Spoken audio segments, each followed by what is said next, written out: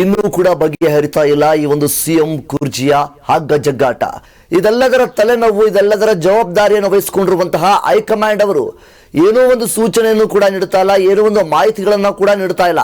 ಆದರೆ ಹೈಕಮಾಂಡ್ಗೆ ಇದು ದೊಡ್ಡ ಜವಾಬ್ದಾರಿಯಾಗಿರುವಂಥದ್ದು.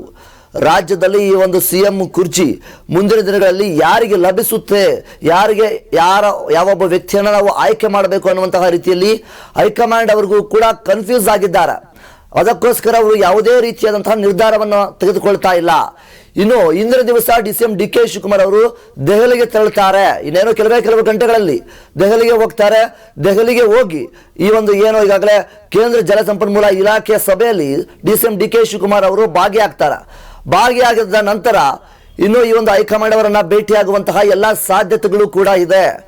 ರಾಜ್ಯದಲ್ಲಿರುವಂತಹ ಸಿಎಂ ಕುರ್ಚಿ ಪವರ್ ಶೇರಿಂಗ್ ವಿಚಾರದ ಬಗ್ಗೆ ಚರ್ಚೆ ಮಾಡುವಂತಹ ಎಲ್ಲ ಸಾಧ್ಯತೆಗಳು ಕೂಡ ಇದೆ. ಈಗಾಗಲೇ ಡಿಸಿಎಂ ಡಿ.ಕೆ. ಶಿವಕುಮಾರ್ ಅವರು ದೆಹಲಿಗೆ ಹೋಗಿ ಒಂದು ವಿಚಾರಗಳ ಬಗ್ಗೆ ಚರ್ಚೆ ಮಾಡೋದಕ್ಕೆ ಸಾಕಷ್ಟು ತಂತ್ರಗಾರಿಕೆಯನ್ನು ಕೂಡ ಹೂಡ್ತಾ ಇದ್ದಾರೆ ಎನ್ನುವಂತಹ ಮಾಹಿತಿಗಳು ಕೂಡ ಈಗಾಗಲೇ ಹರಿದಾಡ್ತಾ ಇದೆ. ಅದರಲ್ಲಿ ಮುಖ್ಯವಾಗಿ ನಾವು ಈಗಾಗಲೇ ಈ ಒಂದು ಪವರ್ ಶೇರಿಂಗ್ ವಿಚಾರ ಏನಿದೆ ಹೊಸ ಸ್ವರೂಪ ಪಡೆಯುವ ಸಾಧ್ಯತೆಗಳು ಕೂಡ ಇದೆ.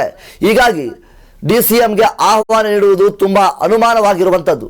ಏನೊಂದು ಕಾಂಗ್ರೆಸ್ನಲ್ಲಿ ದೆಹಲಿಯಲ್ಲಿ ನಡೆಯುವಂತಹ ಡಿಸೆಂಬರ್ 27ಕ್ಕೆ ಈ ಒಂದು CWC ಸಭೆಯಲ್ಲಿ ಸಾಕಷ್ಟು ವಿಚಾರಗಳ ಬಗ್ಗೆ, ಅಭಿವೃದ್ಧಿಗಳ ಬಗ್ಗೆ ಚರ್ಚೆಯನ್ನ ಮಾಡ್ತಾರೆ.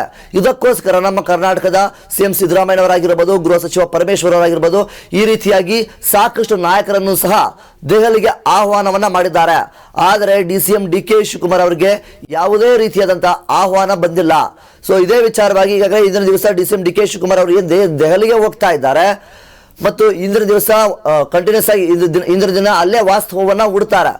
ಒಂದು ಏನು ಪವರ್ ಶೇರಿಂಗ್ ವಿಚಾರದ ಬಗ್ಗೆ ಹೈಕಮಾಂಡ್ ಜೊತೆ ಚರ್ಚೆ ಮಾಡೋದಕ್ಕೆ ಸಹ ಡಿಸಿಎಂ ಡಿ.ಕೆ. ಶಿವಕುಮಾರ್ ಅವರು ಮುಂದಾಗ್ತಾ ಇದ್ದಾರೆ. ಆದರೆ ಇದೆಲ್ಲದರ ನಡುವೆ ಏನು ಈಗ CWC ಸಭೆಗೆ ಡಿಸಿಎಂ ಡಿ.ಕೆ. ಶಿವಕುಮಾರ್ ಅನ್ನ ಆಹ್ವಾನ ನೀಡಿಲ್ಲ.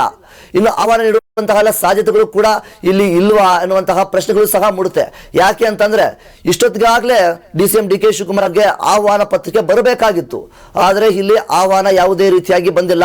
ಎಲ್ಲ ತುಂಬಾ ದೊಡ್ಡ ನಾಯಕರಿಗೂ ಸಹ ಬಂದಿದೆ. ಆದರೆ ಡಿಸಿಎಂ ಡಿ.ಕೆ. ಶಿವಕುಮಾರ್ ಅವರಿಗೆ ಮಾತ್ರ ಯಾವುದೇ ರೀತಿಯಾದಂತಹ ಆಹ್ವಾನ ಪತ್ರಿಕೆ ಬಂದಿಲ್ಲ.